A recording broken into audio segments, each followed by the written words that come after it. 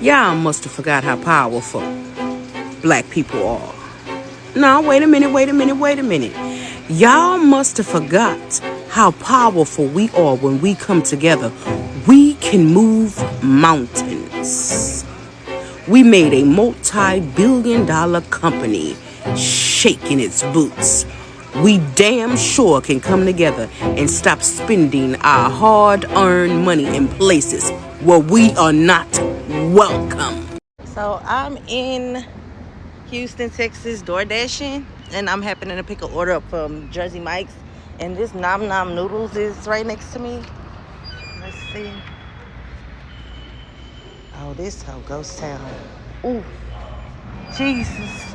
Y'all said I'm big. I saw this thing online of how the black people are not going to these salons or this. They are seriously boycotting these Asian people. We are not funding them anymore. It's empty. Look at this. I thought it was a joke. Ain't nobody in there. Wow. Look at this. They are not playing. Talking all of that shit about the niggas, and the niggas ain't going in there to buy you nothing. Wow, I thought it was a joke, but they are not playing with these Asian people. Ain't nobody in there. Saying they don't need the black dollar. Uh-huh. What are your thoughts, Crystal, about this? First and foremost, let's look at the elephant in the room. You want to be black. The way Right. you're wearing your You hat, go out The way he the the way talking, you're elder. I'm like, speaking, what? everything you're saying, sweetheart, you learned English from watching these same rap videos that you're talking about. Stop playing with me. Secondly, let's really talk about it. The African American dollar, hence Target, you saw this. If we pull our money away, the economy will crash. Black dollar is over 1.9 trillion. Asian dollar is less than a trillion. What's up, guys? Welcome back to the channel. Thank you so much for tuning in, guys. Actually, Black America, they are boycotting Asian business, and the boycott is working. Asian, they're desperate now. They want to look like they care about black people. They are actually panicking, like, oh, how can we survive without black dollar? Even if they try to act like black people need them more, and now they are desperate, guys. Let's keep watching. The credit belongs to the owner of the videos. I'll be back with more commentary. All right, real quick, to the Asian businesses that are getting upset because y'all decided to challenge black people to boycott y'all, did you really think that was gonna work out? No. I really think about it. We boycotted one of our very own. Y'all remember Daniel Caesar, right? No? Exactly. That man said, I do not want black people listening to my music. Black people was like, bet. One thing you do not want to challenge a black person to do is be petty, because we are some of the pettiest people, if not the pettiest people on the face of the earth. And what's even crazy, y'all set up Chinatown and all that other stuff near black neighborhoods because nobody else wanted to have y'all around. You know who accepted y'all with open arms? Black folks. You know the main ones going to your liquor stores, corner stores, restaurants, laundromats, hair stores, etc. Black people. But you don't want our business there? It's all good. We'll take our black business somewhere else. It's all good. Y'all got to unify and make Chinatown here and there. But now that black people have a little bit more power, a little bit more rights, how about we start Black Wall Street back up? Let's start Black Wall Street back up. If black folks boycotting Asian businesses is what it takes to fast track Asian folks into deconstructing their internalized white supremacy and anti-blackness, so be it. Boycott. I didn't apologize to the black community in my video yesterday so that y'all would magically trust me or forgive Asian people suddenly. I apologized to hold my people accountable because the Asian community owes an apology and the black community deserves to receive an apology. Is it enough? No. But is it one grain of rice in the direction of repair? I believe so. Trust can only be rebuilt through action, so I will continue educating Asian folks in my life, both online and in real life, to deconstruct the internalized white supremacy and anti-blackness, because black folks are some of the most soulful, caring. All I'm saying is that if you are Asian, before you should even be asking the question about who gets to decide who gets to boycott Asian-owned businesses, we need to be having the conversations in our own spaces about whether or not anti-black racism needs to be addressed and have those uncomfortable conversations within our communities. Because I have been doing this for years, right? Have you been doing that? before you decided to come online and post a video being like, oh, Black Americans are such hypocrites, which they are not. They have a right. Like, they have an absolute right, because we do have rampant anti-Black racism. And before we are willing, like, we need to be willing to take accountability for that before we get to decide whether or not anybody should be boycotted. Also, it's not even our decision who gets to boycott. Our role, right? And everybody has different roles under systemic oppression, and something happens, is what can I do in solidarity instead of looking at this situation as an us versus them problem. If you're still looking at it from the lens of an us versus them problem, then you are on Rick Chow's side. And I know that people can say like, oh, well, you know what, like I have such a diverse spectrum of ideas and I see things differently. But when it comes to systemic oppression in a world that is made to be black and white, then if you are going to look at this boycotting situation as, oh, you shouldn't boycott us, why should we have to pay for the sins of this one guy? Like, that's not like the systemic playbook, right? Like, when one person does harm, or even if it's a few people doing harm, right? If you think about like slavery in the South, even if it was just a few people, a few families running the whole thing, okay?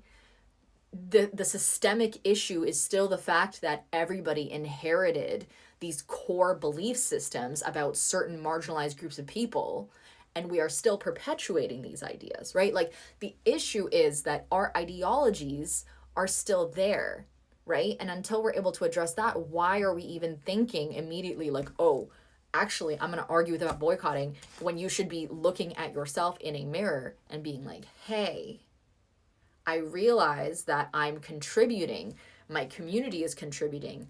How have I seen anti-Black racism manifest in Asian spaces? Like, why are these conversations so difficult to have? I don't know.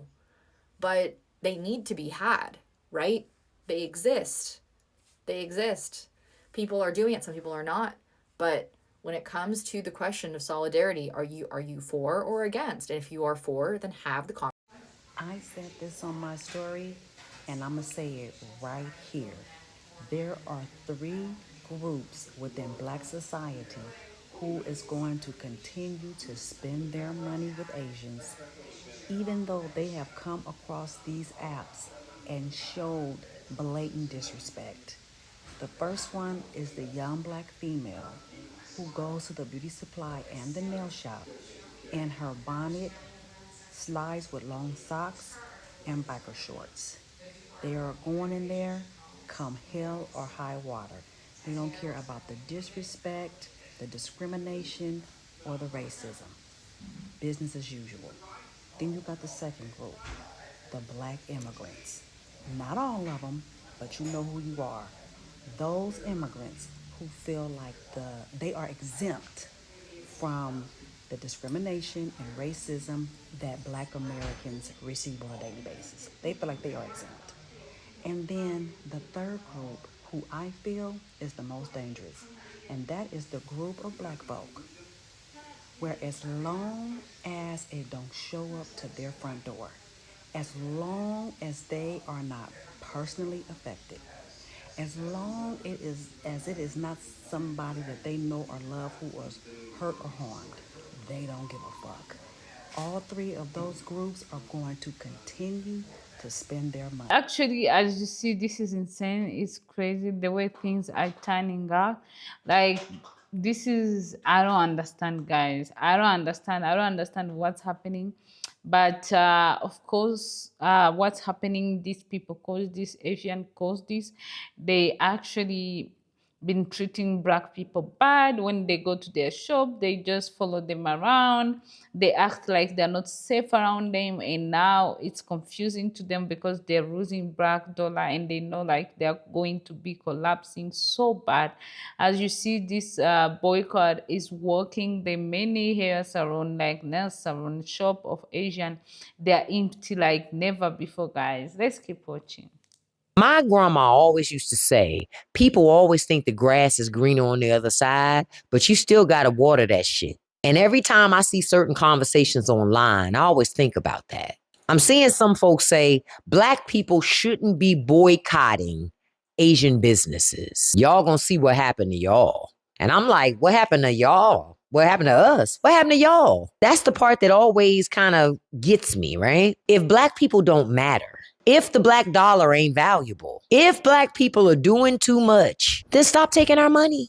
It's really that simple. Go on and get all them other dollars. Open your stores exclusively in communities where you feel like people don't complain, don't protest, and they don't speak up. Since we're such a burden, go and see how much it works out for you.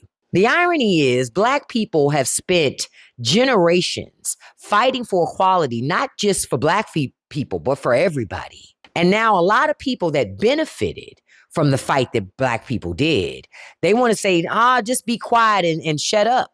But if it wasn't for us, they'd be no you. And now some of the people who benefited from black folks opening those doors act like black people don't bring nothing to the table. And that's why I don't get offended anymore. If you truly believe black people have no value, stand on business. Stop taking the black dollar. Stop opening businesses in black neighborhoods. Stop marketing to black consumers. And this let us know when that little experiment works out. Because see, my grandmama also taught me something else. Folks don't appreciate. To the Asian man who challenged all black people to boycott all Asian businesses, I'd like to say thank you. We haven't seen a level of unity and camaraderie this large since probably George Floyd. I'd like to thank you from the bottom of my heart. I don't know if black people would have ever gotten to this point where we all unified under one singular movement this way. Like, it is powerful. The Asian people are starting to feel the effects of what you have done. This is impacting your people more than it's impacting my people. We are uniting against this. You have destroyed Asian businesses. That's you. You did that. And I'd like to thank you for getting my people to work together on something like this. This means the world to me. And to the Asian people who are hurting because of the decisions and the words that this person has said, you know who to come for. He did this to you, not us. He said we don't want you guys. So yo, this boycott might be the wake-up call that Asian people really needed. Hear me out. Everybody worried about how this boycott is going to hurt Asian businesses, but I'm more interested in what this boycott is going to make us become. Let's be real. Most of us are operating on formulas that were built 30, 40, 50, 60 years ago by our parents and grandparents. Shit not the same no more. The world changed since then. Technology changed. Communication changed. Man, everything changed. The only thing that ain't really changed is our systems. And here's another thing. Most other people look at Asians like we all the same, but that could be farthest from the truth. Because Asians as a whole is actually divided as fuck. Chinese, Vietnamese, Korean, Japanese, Cambodian, Thai, Filipino, those are all people from different countries. We completely different people. But in America, everybody looks at us like we're the same. So this boycott ain't just going to affect one group of Asians. It's going to affect Asians collectively in America. And history has shown when pressure is applied to different groups of people at the same time, it has a way of making us realize that we got more in common than we actually thought. So could this boycott hurt many Asian businesses? You damn right. But could it also wake the Asian people up in a way that we never saw before? Abso-fucking-lutely. It could make us rethink how we operate and come up with new formulas instead of relying on old ones. It could make younger Asians start stepping up in a way that Asians ain't never stepped up before. Because one thing we Asians have always been good at is adapting. When times get hard, we adjust. When old opportunities disappear, we make new ones. When doors close, we build our own. So the question shouldn't be, what if the boycott hurts Asians? The question should be, what if this boycott wakes us the fuck up?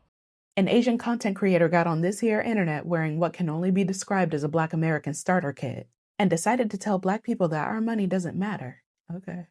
According to him, Black people need Asian-owned businesses more than Asian-owned businesses need Black people.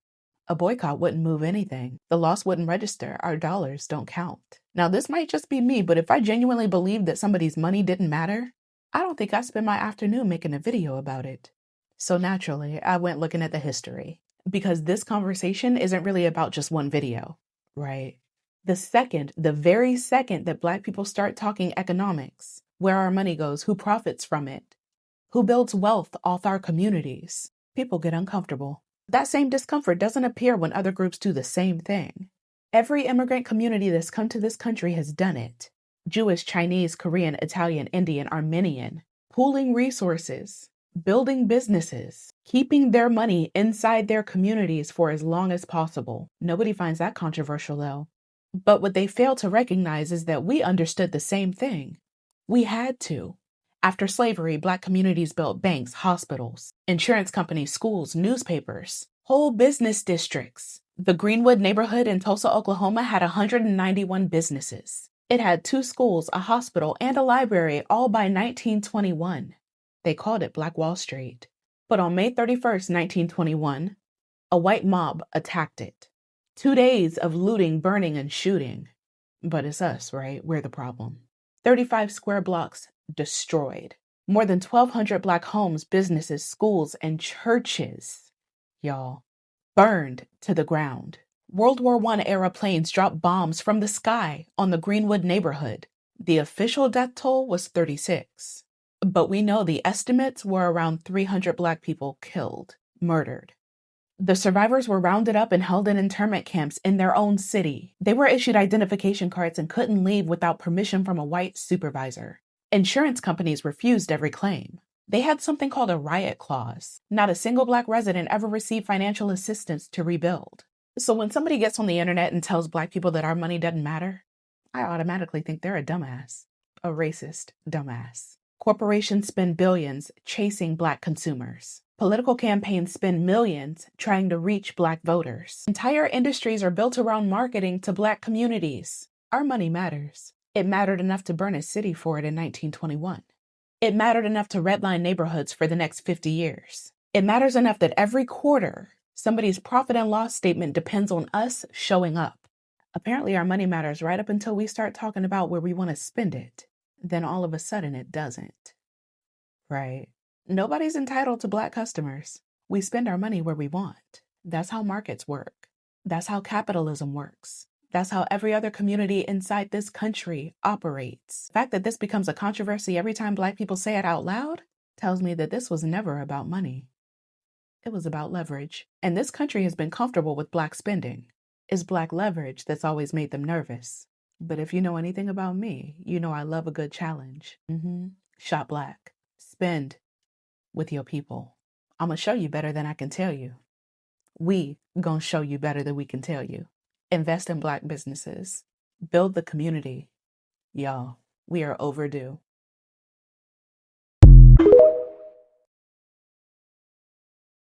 From with Black people, you guys, we didn't